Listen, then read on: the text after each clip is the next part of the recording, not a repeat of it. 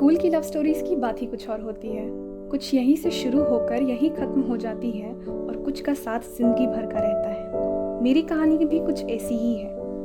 तो ये उन दिनों की बात है जब मेरे लिए वीकेंड से ज़्यादा स्पेशल वर्किंग डेज हुआ करते थे।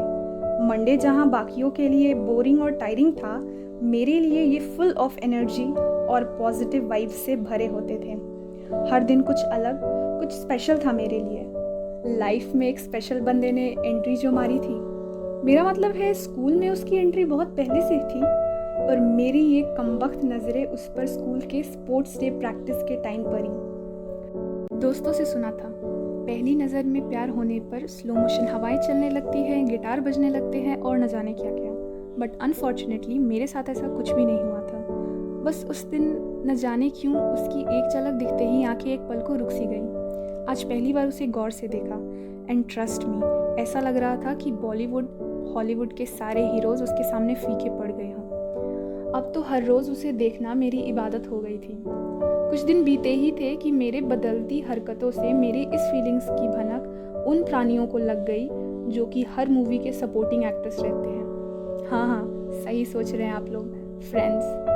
ये वो विलुप्त प्रजातियां हैं जिनका काम आपको क्लास में बुक न लाने पर फंसवाना और आपके इमोशनलेस दिल में प्यार जगवाना होता है।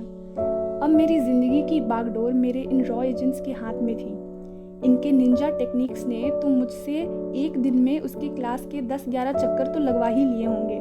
मेरी गाड़ी अब इस घिसे पिटी रूटीन पर चलने लगी, उसके क्लास के चक्कर मारना and stalking him in every single way possible. दिन बीतते गए और हम बढ़ते गए।